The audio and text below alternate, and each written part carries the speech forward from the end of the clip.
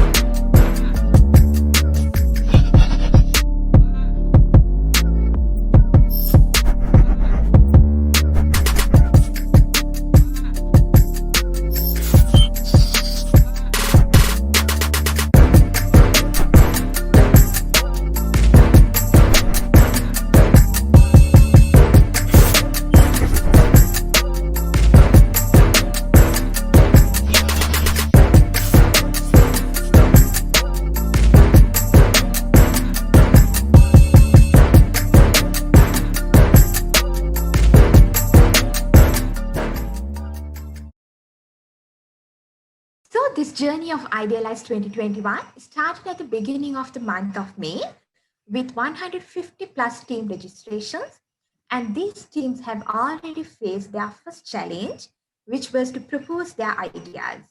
Currently, we are in the phase of evaluating those brilliant ideas, and meanwhile, the Idealize team has organized a mentoring session series to enhance their knowledge in the field of tech and furniture lifestyles.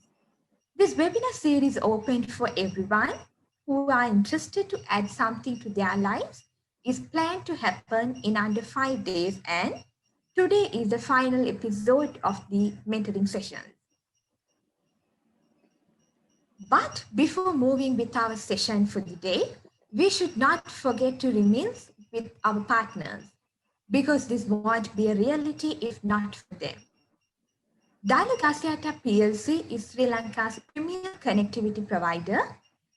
IdeaMart, a global award-winning platform for developers and content providers, presented by Dialog Axiata PLC, is a startup ecosystem enabler of Dialog Axiata PLC, making available telco APIs, thereby allowing any third party, technopreneur, and entrepreneur with an idea to join, use unutilized telco assets, create their own mobility services, and monetize them with zero risk with no upfront fee.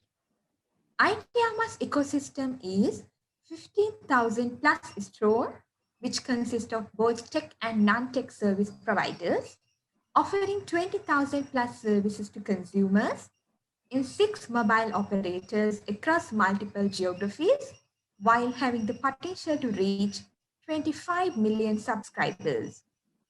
Their mission of fostering innovation and technology entrepreneurship through the IdeaMart platform and its 15,000 plus strong local developer community. And now it's time to recognize our banking partner, Hatton National Bank. Hatton National Bank is a premier private sector commercial bank operating in Sri Lanka with 251 branches spread across the island. The bank has been internationally recognized by the Asian Banker magazine as the best retail bank in Sri Lanka on 10 occasions from 2007 to 2017. The Banker magazine of the UK named HNB as the Bank of the Year in 2012, 13, and 17. HNB is also placed among the bank's top 1,000 banks in the world. HNB is actively involved in retail banking, corporate banking, international banking, treasury, and project financing. And now the most awaited moment has been arrived. Now it's time to reveal the guest speaker of the day. Still thinking how to get a successful startup? We have the best mentor to guide you to the art of building a successful startup. We have engineer Hemindra Jayavira here today with us, who is currently the Chief Operating Officer at Sri Lanka Institute of Nanotechnology, SLINTech, and who was the IFS Endowed Professor, Senior Fellow in Innovation and Entrepreneurship from 2017 to 2019, has been a driving force for the success of the entrepreneurship society. He has contributed to promote innovation and entrepreneurship culture in Sri Lanka. Hemindra is a serial innovator. Also, he was selected as an Eisenhower Fellow for year 2020 in Global Program. He co-founded Gendo Innovations, a medtech startup, and Turu, a green tech initiative, and is also a director of Effective Solutions, an IoT startup. It's our great pleasure to have you today with us for the final session of webinar series. Now the floor is yours, sir.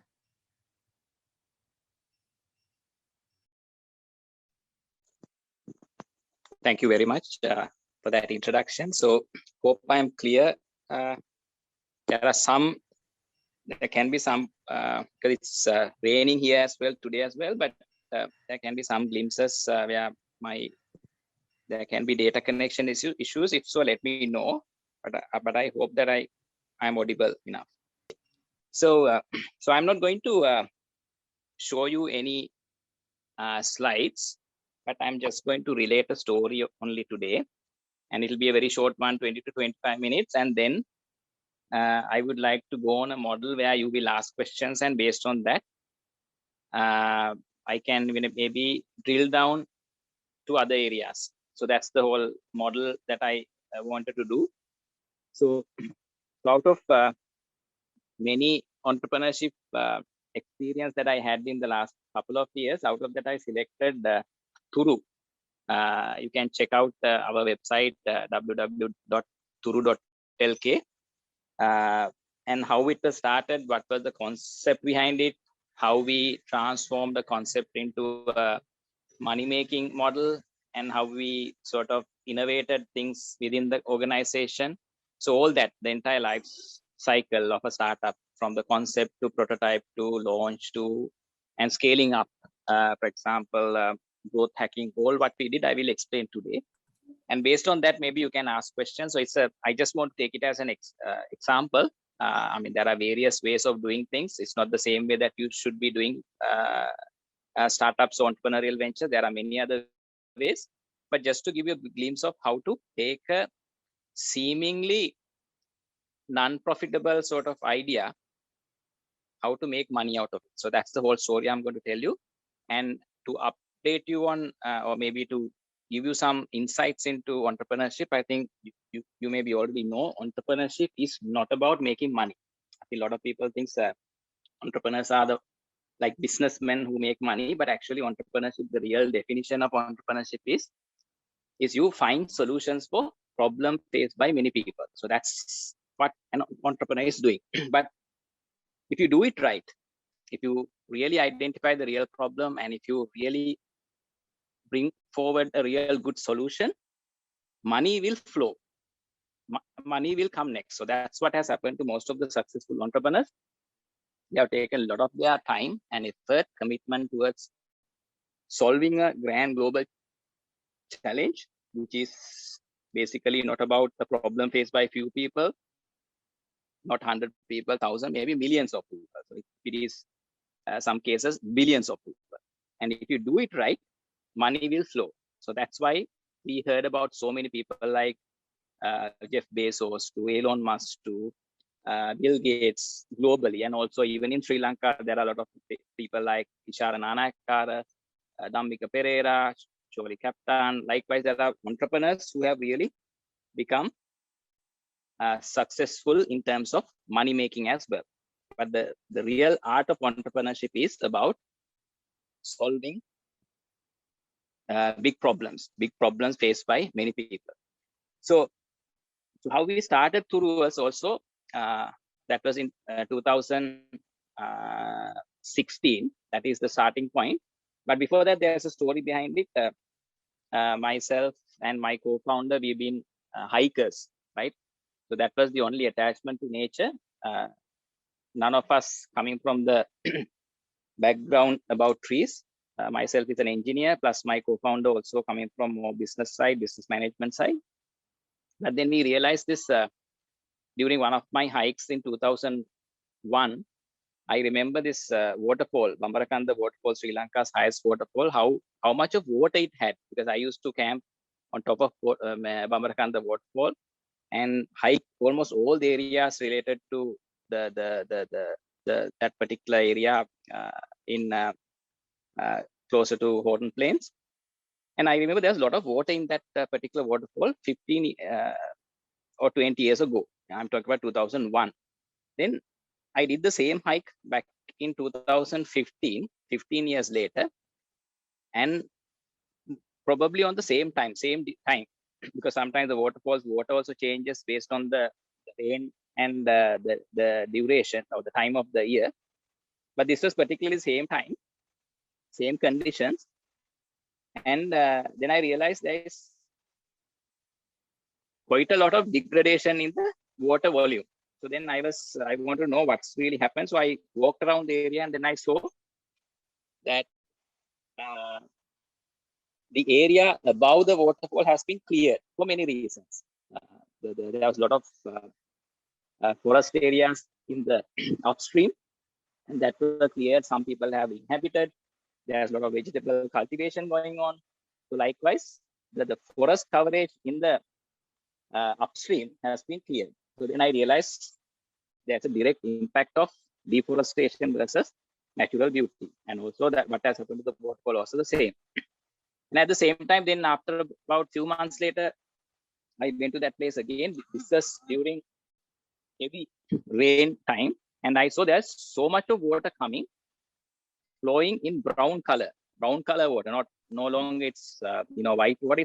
It's brown color water coming out. Basically, it's taking all the soil, the rich soil with the water. So then I realized when you clear the water, clear the forest coverage, the other impact is that you will lose the topsoil and the real the valuable soil also when you lose the forest coverage. So then I saw the connection between the two. It's a big problem. It's about not only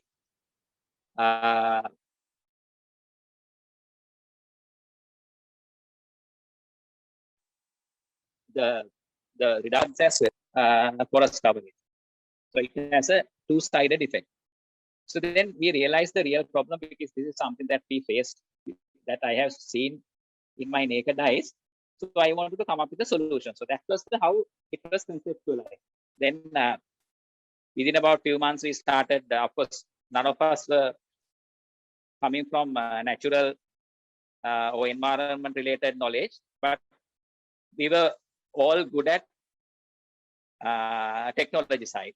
So what we thought was, okay, let's come up with a model to accelerate reforestation using technology. So that was the concept behind Turu. So what we did was we did a bit of data analysis just to identify the problem and how to solve it. Then we saw that Sri Lanka's forest coverage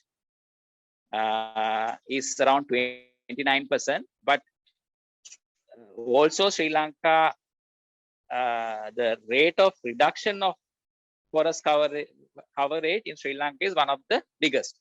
For example, by from 1990 to 2015, Sri Lanka's forest coverage has reduced by almost 5 to 6%, which is one of the largest globally. And our forest coverage at that time was lower than the global forest coverage average. So global forest coverage average is about 31%, and Sri Lanka's was around 29%. And there was a 2% gap. So if you want to revert it, for example, bring Sri Lanka's forest coverage back to 31%, that's a 2%, we have to plant about 32 million trees. So I mean, these figures didn't come naturally, but we had to do a lot of data analysis, and then only we found out. And to plant 32 million trees is not a joke. It's a big challenge. So that was the motivation we had to start Turu. But then we realized planting 32 million trees is not an easy one. But if you really look at it, Sri Lanka's population is about 21 million. And even if one person plant one tree, then there's a chance that you can plant, get the achieve that 32 million mark. But then again, then we did another sort of a research, like a primary research. We asked about the same question. The question is basically how many trees, whether you have planted a tree in the last 2 years. So we questioned that with about 100 to 200 people. And we got the yes answer only from about 10% of the random sample. So then we realized targeting everyone to plant a tree is not an easy thing. Although a lot of people talks about on social media, to Facebook, to protect Sri Lanka, save Sri Lanka, save Vilpattu, save Singharaja. Only very few people actively do something about it. They just doing only the talk part only. They just try to become Facebook heroes, but actually very few people who do something about it. So we realized that percentage may be 10% or even low. So then we thought, okay, let's do something. Let's not go for 32 million target. Let's do maybe 10% or 5% of it, around 2 million target. So that's how we sort of came up with a target with Turu. Let's plant 2 million trees. But to get that, we will use technology, and we'll use technology to get more people to plant trees. For example, if today there's less amount of people planting trees,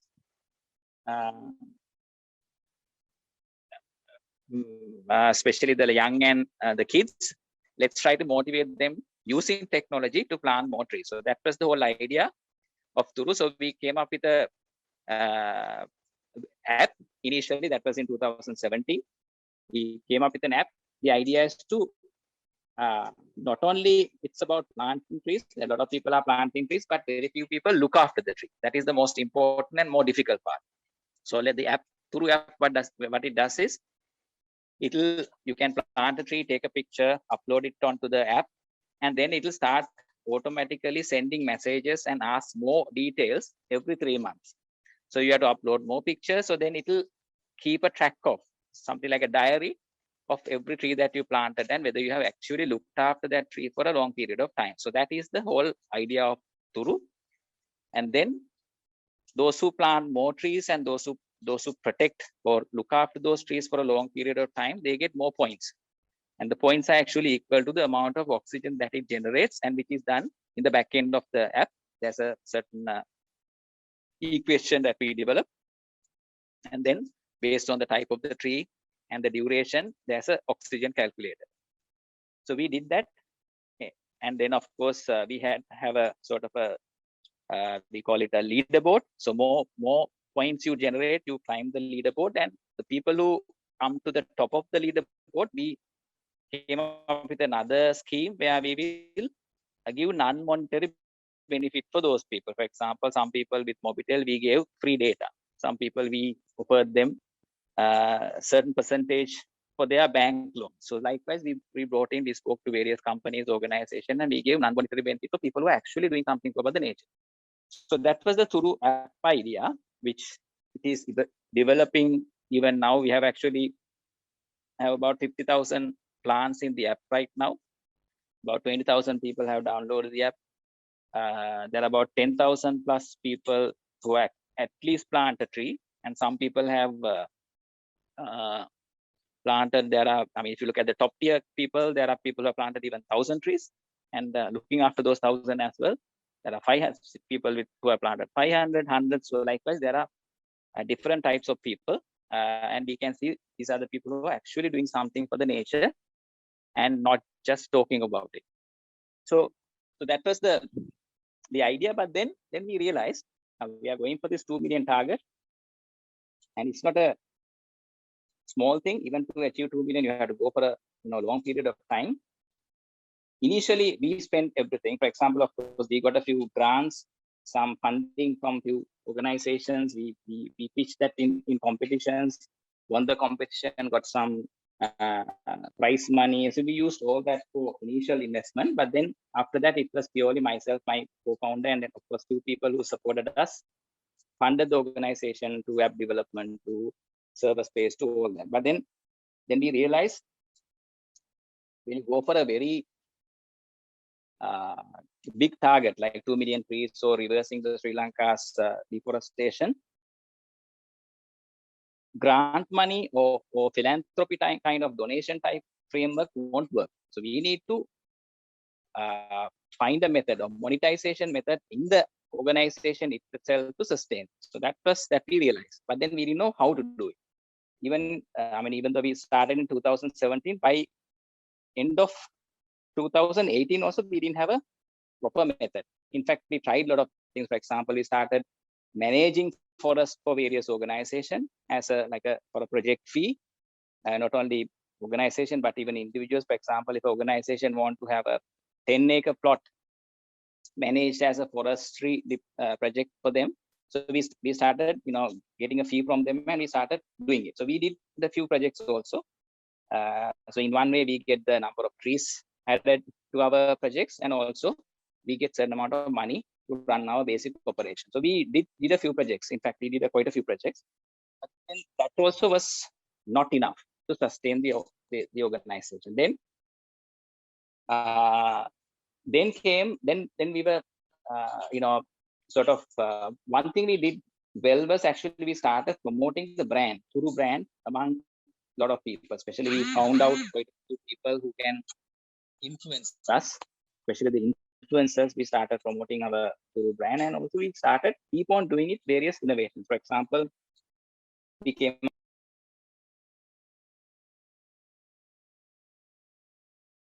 then we came up with a pod that with that we can send a plant to any home in Sri Lanka. So it's actually done with the help of Sri Lanka Institute of Nanotechnology. Before actually I joined Slimtech, this happened. Then there was a few other technologies we developed or research into. So we were into innovations. So on top of those two, we managed to sort of bring our brand into various people, and then we used to get a lot of calls. For example, some people thought, okay, Turu is a place that you can buy a plant, which we didn't promote, but people started thinking that. So there was calls coming to us, whether you have this plant, that type of plant. So initially what we did was we asked these people to go and, okay, maybe you can go to forest department, or you can go to that particular nursery and you can buy the plant, but we didn't really saw it as opportunity. But later we realized, okay, if Turu, they see us as a place to buy plants, why not we sell plants? Why not we create that entire value chain? Because by that time we had a lot of knowledge in how to plant a tree, how to do a nursery, how to manage all that. We learned harder way. So then, so with that knowledge, what we did was we thought of, okay, let's start a nursery.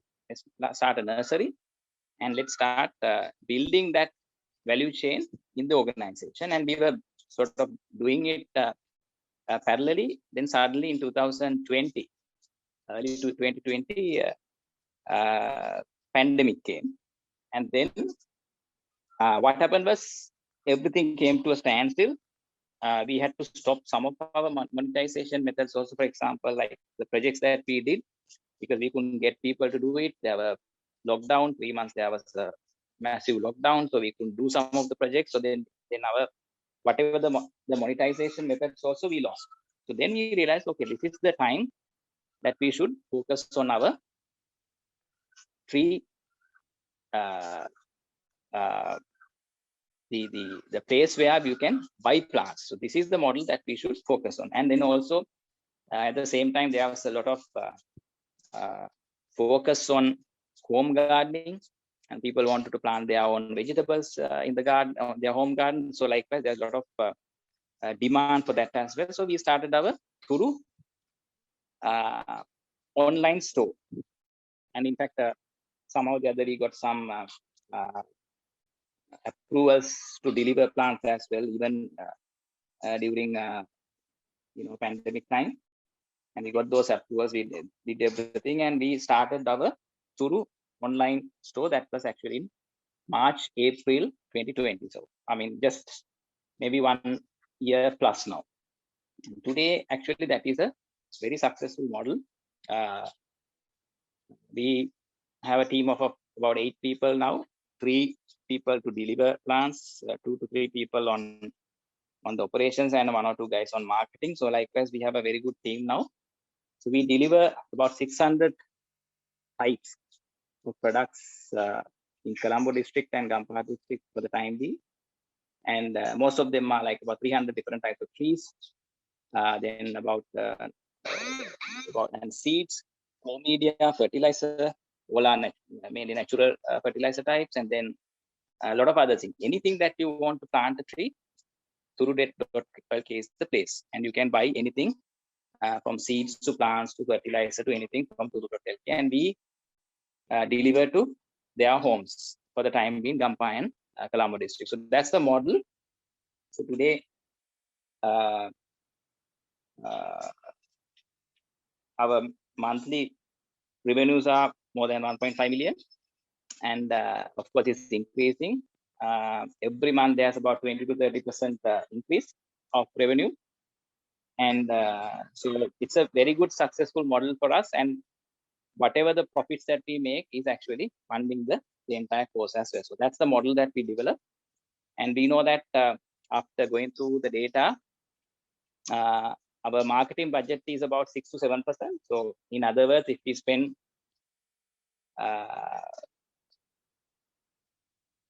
say $60 for marketing, we get $1,000 of sales. So that's the model that we have developed. So it's what you call the growth hacking model. So our growth hacking model is very efficient. When we do a ad campaign on Facebook, we get about 16 times sales out of what we spend. So that's something that we developed in the last couple of months. It's working really well. So that's the story about Turu. When we started, we never had even a model to make money, or monetization model. Now today, we have developed that into a very successful IT-based startup, of course, but into environment and tree planting related work. So that's the story. So basically, I wanted to cover, and also everything is, as I said, it's without any investment. It's all bootstrapped.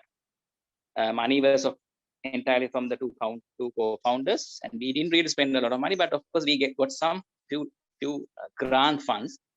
Initially, we got a small grant from Dialog, then later we got another grant from Mobitel, and later we got Spiralation grant also, which is about 1.2 million. So those are the only funds. Of course, those are non-equity based funding, all grants, but we didn't get any investor in the process.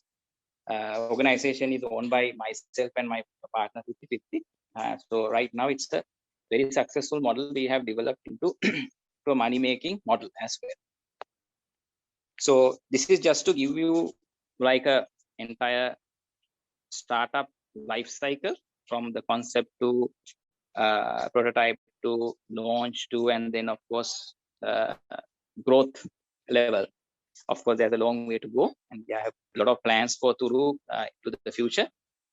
So now I would like to open up to everyone. So maybe you can ask questions, not only just from Turu, but whatever the ideas that you have.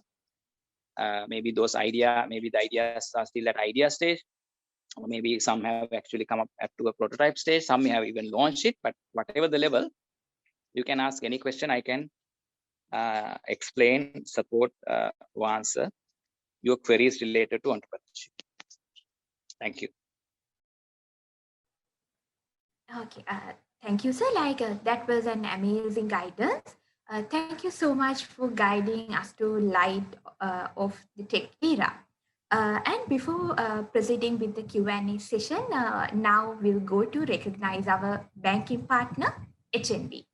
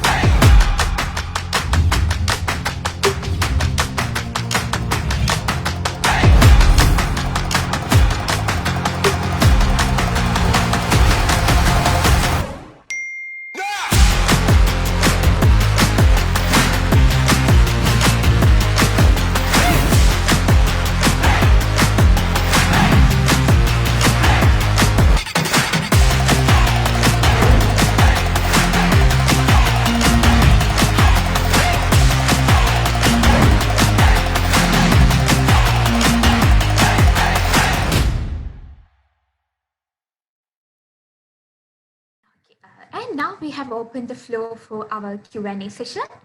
Based on the questions we have received from our audience, let me direct some questions to Mr. Heminder. And already we have a few questions are coming. The first question is, what are fields, areas that are really suitable for startups in Sri Lanka? So that's a very broad question, but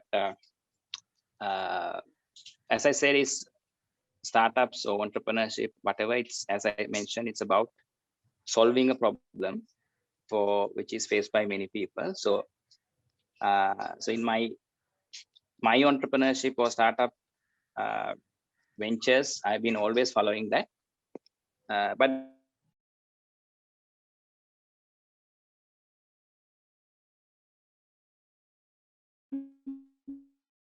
then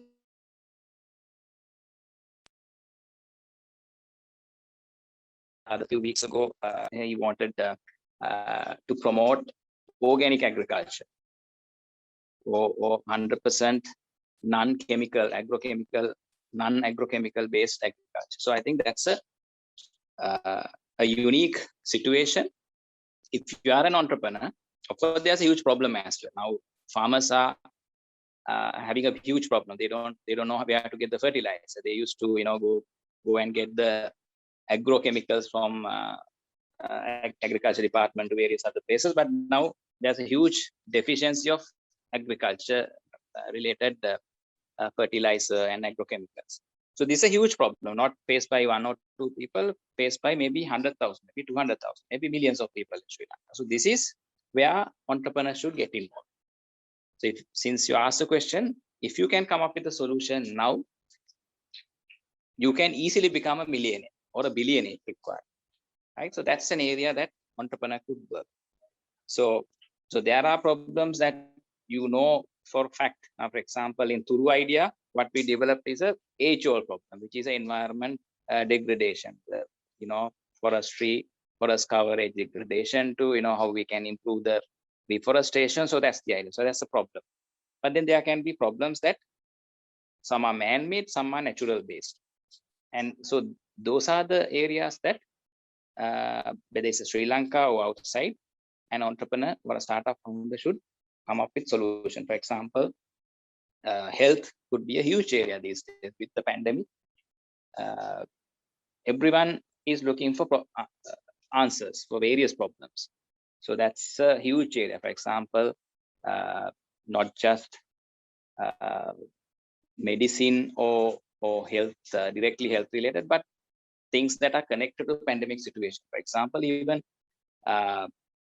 there's a huge demand for online deliveries, right? So if you can start a company which does online deliveries, that itself has a huge potential. And also if you can come up with a IT-based solution to support online deliveries, for example, now, of course, we know big companies, they anyway had the online departments, online facilities, but now even the small petty they want an online delivery system. But if you can come up with online delivery system, which is not so expensive, but even a small company can buy and use it like a SaaS model, there's a huge potential. And so likewise, opportunities are, there are, if you target, we call it grand global challenges, problem faced by billions of people, there's a chance of making a super entrepreneurial venture out of it. And also look at things that are popping up every day, like for example, the pandemic situation, or maybe the policy decision made by the president of Sri Lanka on going for 100% organic cultivation. So likewise, there are opportunities are created every day. And if you are ready to grab the opportunity, there are so many ideas, so many ventures, so many business that you can start off. Hope I answered the question. Yes, sir. Thank you for the answer. And next up, we have is our country before the pandemic? Is it good for starting a new startup? Thinking with the country situation. And the question was not very clear. Can you repeat? Is our current country situation before the pandemic is good for starting a new startup? I think generally, when there's a trouble, when there's an issue, when there's a crisis, that's where the real entrepreneurs come into fore. For example, crisis is the situation where we see a lot of entrepreneurs coming into action. So they say never lose a crisis or never miss a crisis. So this is actually, these are the proverbs given for not for normal people, but for people like entrepreneurs, right? Never ever miss a crisis situation. So crisis situation could be the best opportunity that you will get for a lifetime to come up with a super successful entrepreneurial venture. So I think more than the time before the pandemic, this time we have more opportunities as entrepreneurs. So people have more problems now. So these are the opportunities that good entrepreneur can solve. So I think this particular time is the best time for an entrepreneurship venture. Okay, that would be okay. great. Yeah, that's my answer. Okay. Next up, we have these days, most of the startups are more like carbonated drink bottles. They are really energized at the beginning, but when the time passes, they just fail to continue what they did at the start. So, what advices will you give to people who are looking to start something new regarding the continuity of the thing that they started already? So just to clarify, so they have started a company of carbonated drinks, is it? And no, it's kind of a like they're asking, so how to have the continuity throughout the process. Okay. Like soda bottle effect, right? Yeah. Is that okay? Yeah, got it. So I think that's where there are a lot of people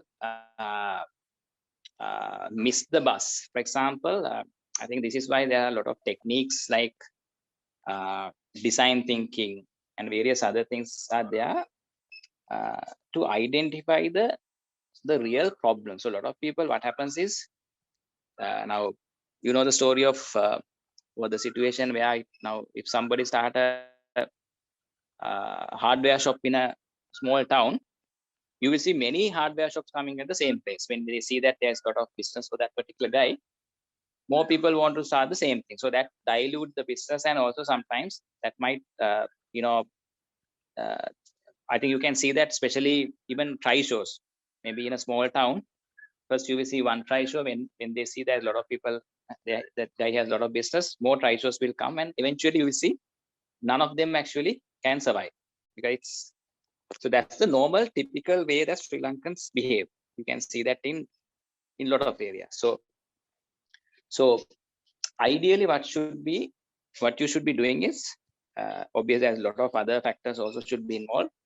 If somebody is just come up with a idea, and then if he feels okay, now there is no potential for this, and if he drops it, there's a problem in that person, the entrepreneur as well. So the entrepreneur should have this so-called perseverance, right? Never say die sort of attitude. They should continue to do so, right? That commitment, dedication for a long period of time should be there. Not just one person, but that team behind it. Because always what I see is entrepreneurship is not about a one-man show. It's a team's game, because one person can't handle all the areas in a innovation or entrepreneurial scale, because it's difficult for one person to absorb everything. Because when you talk about innovation, when you talk about entrepreneurship, it's a lot of areas that you have to master. For example, the technology itself, the other marketing and sales aspects, the business acumen, then customer service, legal, all that, right? Generally, it's not some one person who can handle. You need multiple knowledge skills to understand that. So that's why there's a team game is required. You need people with different skill set coming into one. So if you don't have that skill set also, you will find a lot of difficulties. Maybe you have come up with a prototype, but you can't sell it. You don't have that skill set to sell it, the real selling skill.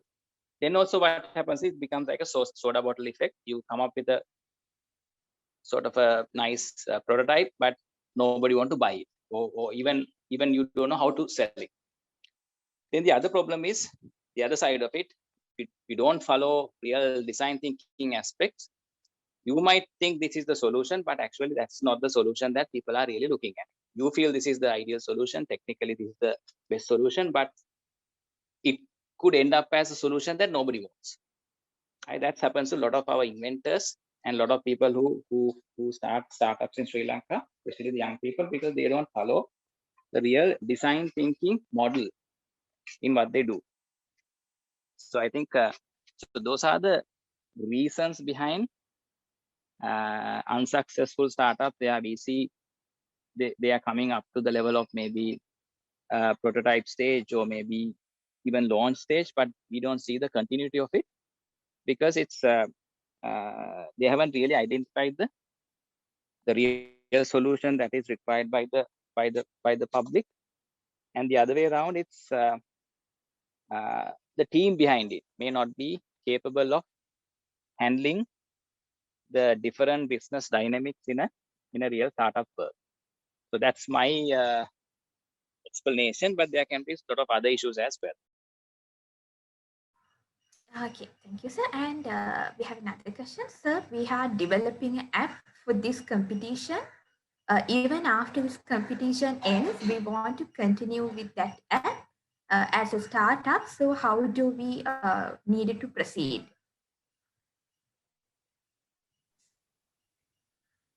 So since I don't know what is the app, I can't give specifics, but again, my answer would be check whether you have done the real design thinking process. Go through the design thinking process, whether you have identified the real problem behind it, and whether the solution is the optimum solution for that problem, and whether that has been tested with enough people or retested and run that design thinking process number of times, right? And modified the product depending on the exact requirement by the audience. So whether it has been done or not, I don't know, or I don't know what's the exact solution. So check whether it is done. If so, then there's a real chance of taking it forward in long run. Okay. So we have another question. What are tech stacks are used for Turu, like Azure Blob Storage? Hope I spelled correctly. These are storage. I think the question is right. What's the technology? Yes. Okay, storage. Yeah, we use right now we use AWS, Amazon Web Services, which of course what happened was we became one of the finalists at Spiralation last year, and we got some free space from AWS. So that's why we selected AWS, not for any other reason. Hope I answered that question. Yes. Next up, how can a university student like us get a financial support for a startup? So I think one of the things that university students or anybody who is looking for funding should understand is always look at the options where whether you have put enough money into the business. So a lot of investors will check whether you have at least tried to bootstrap it. So there should be some skin in the game. So you have to put some money into whatever you are doing. So whether you have invested that, it doesn't have to be millions, whatever the amount that you can put in. So first check whether you have done it. Second one is, if it is not up to the at least prototype stage, nobody will invest in. Just for an idea or someone thought about a sketch, you can't find investors. Not only Sri Lanka, globally, that's the way. So you have to have at least the prototype stage product. Number 3, what you have to understand, it is not about the product or the business idea or the business concept or the marketing plan or anything.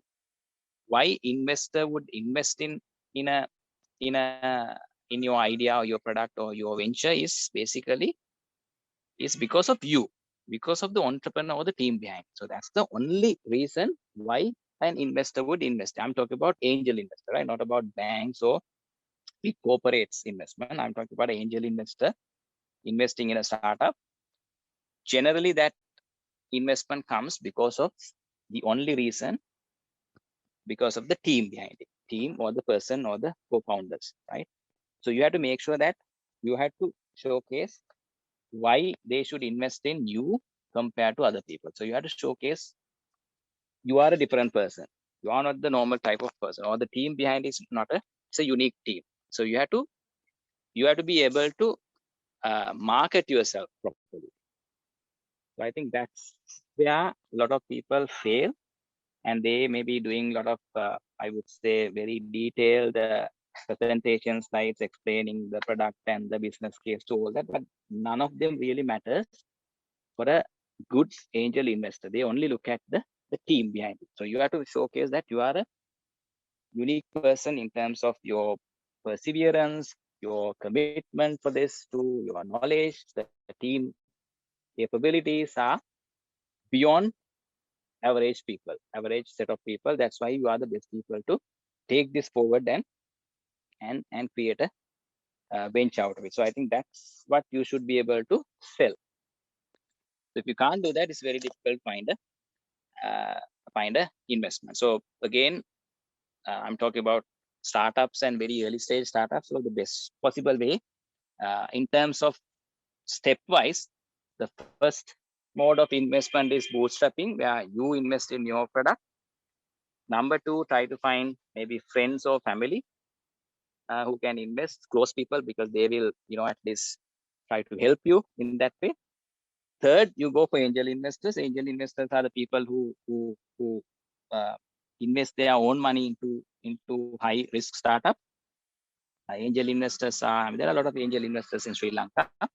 Some are maybe actually not really entrepreneurs, but they're people who are maybe working in a company, maybe earning big salaries, like CEOs of a company, and they want to spend some of their savings back into a high risk initiative. So there are a lot of that kind of people.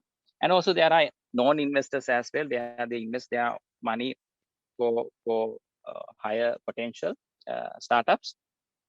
So that's the third stage. Go for them first, and then look at maybe corporate level or banks or other types of investment, because those people then ask for a lot of other things. A young person, like a university undergraduate, might not be able to fulfill those things. For example, you go for a bank, they ask a lot of things like a guarantor to all that to give you loans. So that's impossible for someone who's starting new.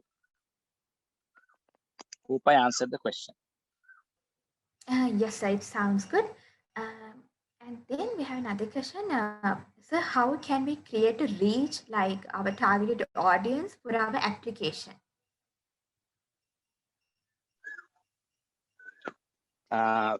To get a certain reach for application for advertisement, is it? For the application, so like their startup idea, Mm-hmm. How to get a good reach for the application. So I think there's this fundamental theory behind innovation diffusion, right? I think you should know this. You want to continue on your startup initiative. So if you come up with a product, right? Now I assume the product is, technically working perfectly, quality wise, it's up to the mark. All that is done, but there are a lot of products, they won't become successful, or they don't become hits in the market. There's a fundamental reason behind it. So any product or product that you want to market in a specific audience, first you have to understand the audience. There are different types of people in a specified audience. For example, there are people who might buy your product anyway.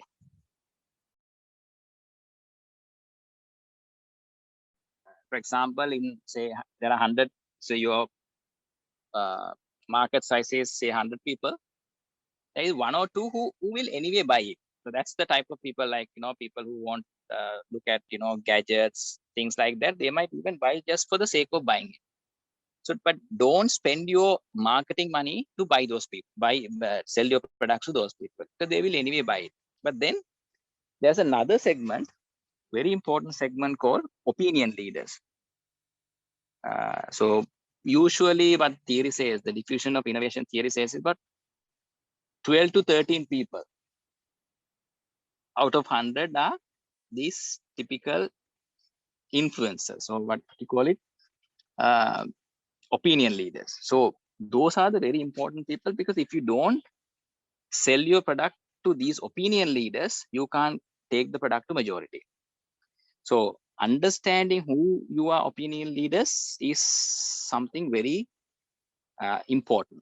First, you have to understand that opinion leaders, and then you have to start selling it. Say, in your audience, out of 100 people, there are 12 opinion leaders. As much as possible, sell your product to all those 12 people. And then only you can look at this so-called viral effect to all other things, seeing a product go to majority market. All that will happen after that on. So what they say is, spend your marketing money only to sell the product to this opinion leaders. So identify the opinion leaders and then sell the product to them. So that's where you have to spend your money. Because what happens is, once you sell the product is working perfectly, quality levels are high, these opinion leaders will then market the product on behalf of you. So that's where the whole the product boom happens, the selling boom happens. So I think in our case also, for example, in Turu, we know who are our influencers. So we sort of identify certain sort of profiles to market that product. So sometimes I personally go and market my products to those people, and sometimes my co-founder personally go and market the product to them. Or sometimes we specifically target those people to sell our product. So most of our ad campaigns are targeting those people, and then we know that these people will share our products on their Facebook pages. Sometimes they say, okay, we bought some product from Turu and it's really good, and their service is really good. They market ourselves to their audience as well. For example, very recently, apparently it's one of the lady who was apparently she's the head prefect of one of the leading schools in Sri Lanka. Those days, of course, now she's one of the corporate executives, and she brought some Turu products recently, and she found it really good, and then she put that products to the entire all girls association of that particular school. So now we are getting a lot of orders from this particular school, all girls association. So likewise, that's what you call influencer marketing. And apparently that lady is actually the secretary or the president of that all girls association as well. So a lot of people believe in what she says, and some people call us and say, මෙයා කිව්ව හින්දා තමයි අපි දැන් ගන්න කොට. So that's the power of influencer marketing, and that's one very good example of how an opinion leader works. So I think to answer your question, I think that's your talent, to identify who are my opinion leaders and start selling your product to them. And eventually, of course, it won't happen overnight. You have to keep on trying. You will see that there's a exodus of sales coming after a certain period of time. But you have to, till that point, you have to focus, push, and sell the product, but always target your sales towards the opinion leaders. So if you ask who are the opinion leaders, it's based on the product. it differs from the product. For example, if you are selling a product related to health sector, your opinion leaders could be doctors and who are working who are related to the health field. So likewise, it may differ depending on the product. Hope I answered your question. Yes, it's really great. And then should we be afraid of concept stealing? Because sometimes I do not pitch myself just because I'm afraid that someone will steal my idea. How to stop this from happening? So my very simple answer to that question is, if you feel that someone is going to steal my idea, so because of that I'm not to talk about my idea in open public, sorry to tell you this, you don't have entrepreneurial spirit. You are not an entrepreneur. You are not an innovator. Very simple as that.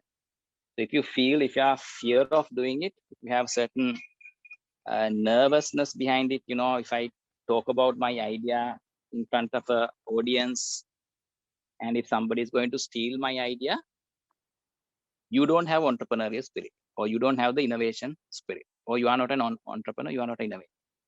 First, cut down that fear factor. It's not going to help you. For example, in my case, I always tell what I'm going to do. Even in the future, what I'm going to do, I sometimes talk about that with even in these forums. Because that's the design thinking model, right? In design thinking model, or the open innovation model, which is the now accepted model by the biggest companies globally, Amazon to Google to all these companies, what they accept is, today you have to even tell your product idea to your competitors as well upfront, and you test it even before it come to fruition. Even before it come to prototype stage, you test your idea. But the real secret behind is, you are testing that product upfront, and you take the opinion from the audience and modify or fine tune the product at a much faster rate. So you can be the first to market, or you can be, or even if you are not the first to market, maybe you are second to the market, but you can fine tune the product at a much faster rate, better than your competitor. So that the timing is the most important. So today the success is based on not on your IP, but how quickly you take that product to the market, and the real at the ideal time. So time is the essence of any business. So my advice is, don't worry about those things. Some people might think this is a $1 billion idea, but what you would realize is later, there can be thousands of people already thought about it many years ago. I'll give you one example. In one of my startups called Gendo, it's a biomedical device, which actually a team behind is a University of Moratuwa team.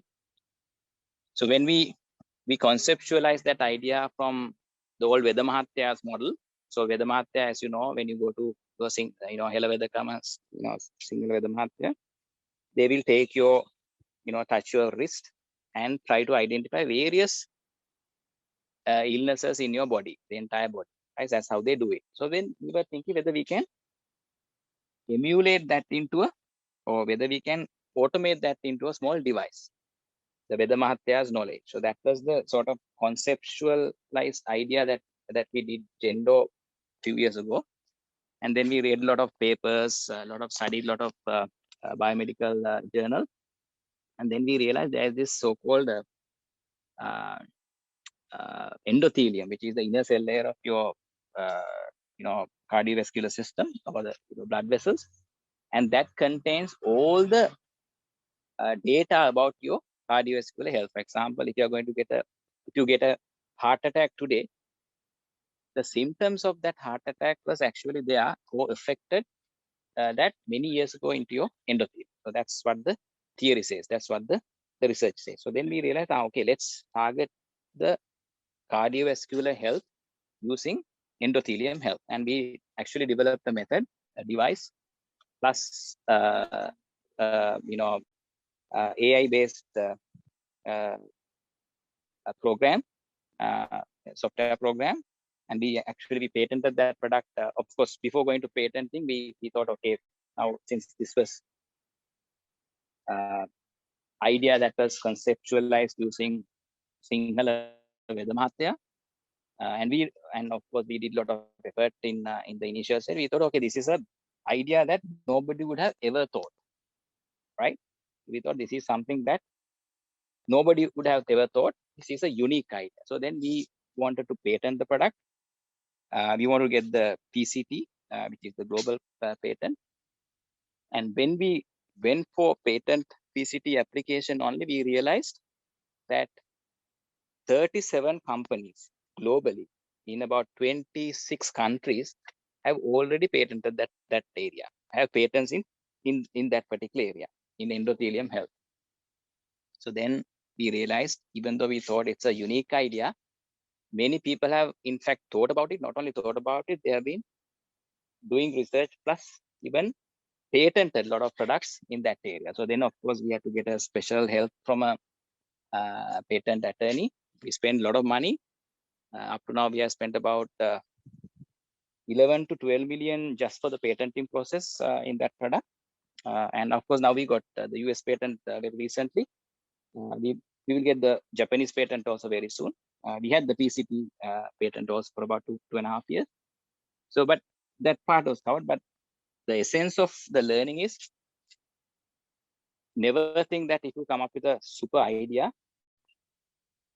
you are the only person who thought about it. There can be millions of other people who have already thought about it. So no need of hiding that. Take that idea out and verify that, and also try to modify that idea in a faster rate, so you can refine and define the product the way the customer wants it. If you hide it to yourself, nobody will.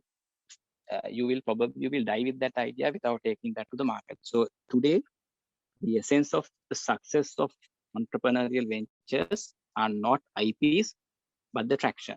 How fast, how quickly you can take the product to the market. Hope I answered that question.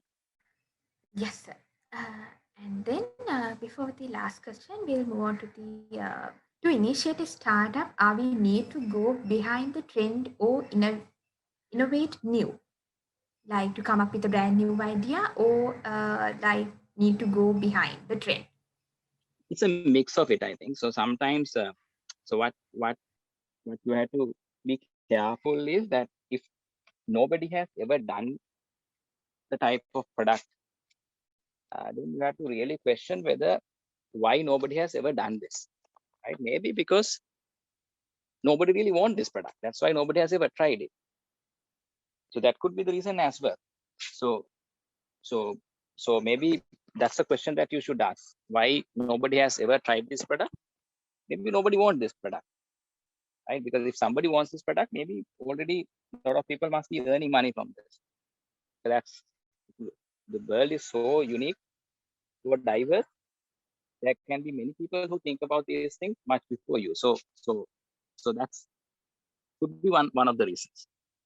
Number two, of course, if already there's some traction, or there are people who are already buying similar products, I think there's a good model. Already there's a product market that people know about this kind of product. So then what happens is, if you introduce something like that, it's easier to market that product because people are already well versed with that kind of product. So your marketing budget could be lower.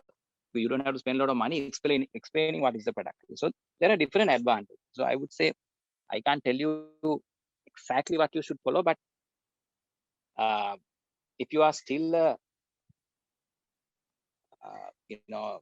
budding entrepreneur, or somebody who has never had the experience of taking a product to the market, I would recommend you to come up with the product. Already there are similar products in the market. So you go with the trend. So you learn the art of selling, art of marketing, art of running a business, art of doing a product or operations. Then meantime, later on, you can think about a product which is very innovative.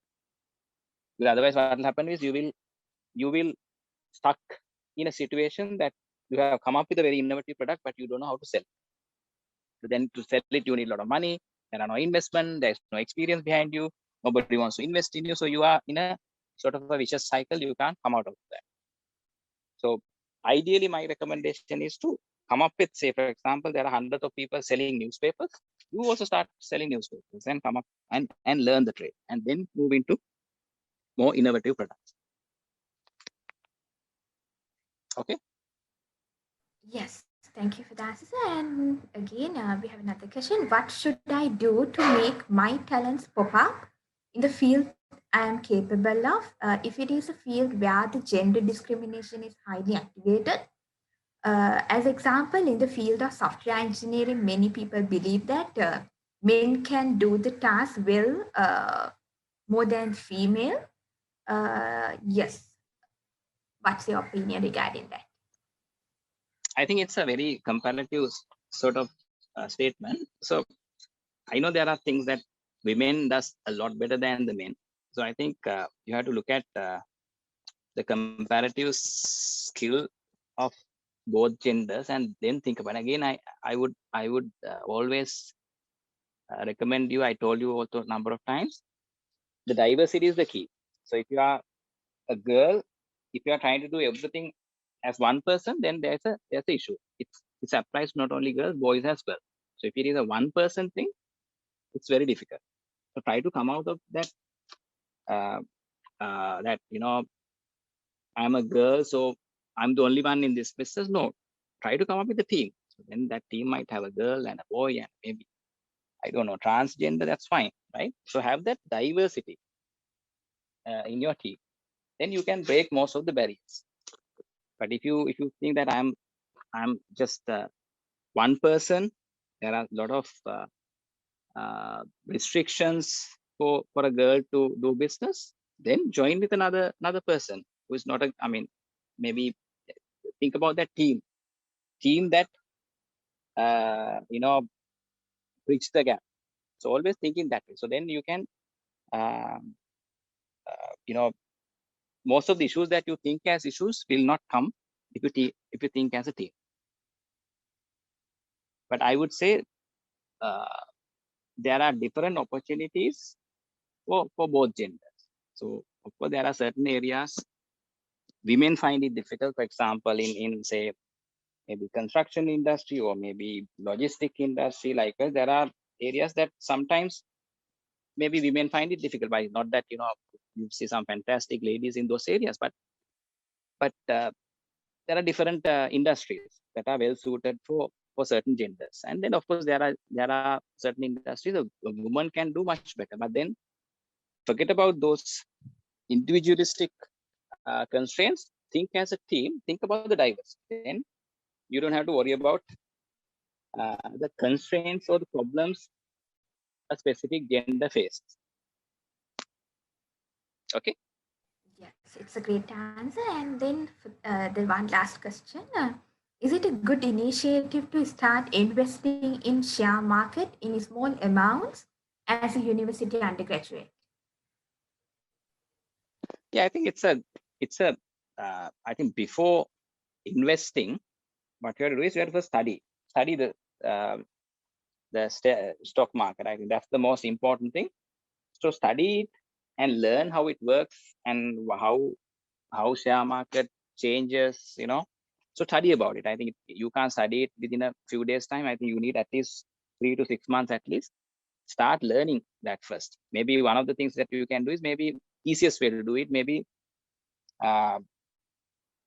say,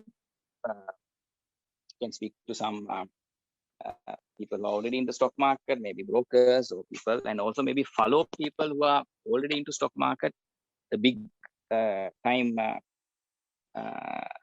investors, how they work, how they do various investment, how they take those decisions. Study those. And also maybe, I mean, you may not have a lot of money, maybe, I don't know, 10,000 rupees or 20,000 rupees, so if you can collect, start investing those money in few shares, not one, few shares, and see the effect and start learning the process. So I think that's a good start. Once you learn it, then I think you can put bigger ticket sizes into that. I think that's a excellent area to invest. But then again, you should know there's a huge knowledge area into share market. I think you have to learn that before start investing big ticket sizes. Yes, sir.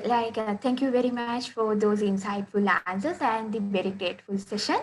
And now let's move on to the most awaited movement. And now we are going to announce the winners of the open and school categories. Yes. First, we'll move on with the open category.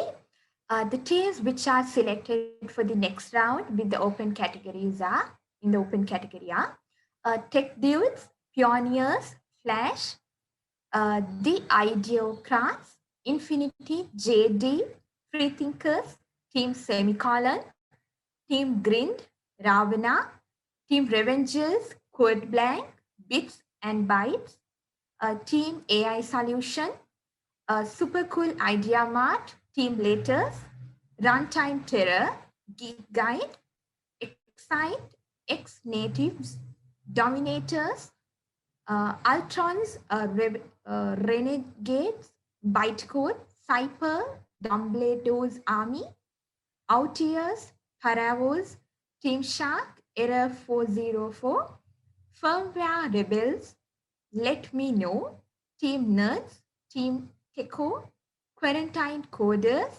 Team Vecna, Semicolon, Team AKM, Iconics, GitHub Discord, Randoms, Pera Panthers, Code Trackers, The Choice, Eureka Innovations, EdUreka, Sicilian, the AI team, the A team, Technocrats, and then finally SG team. Many congratulations for the winners who are selecting for the next round. Now let's move on to the school category.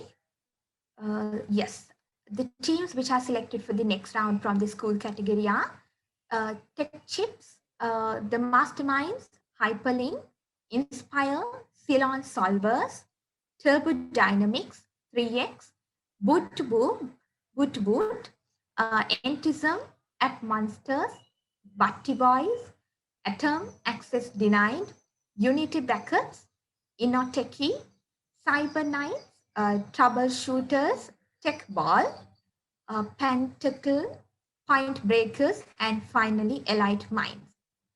Many congratulations to everyone who is being selected for the next round.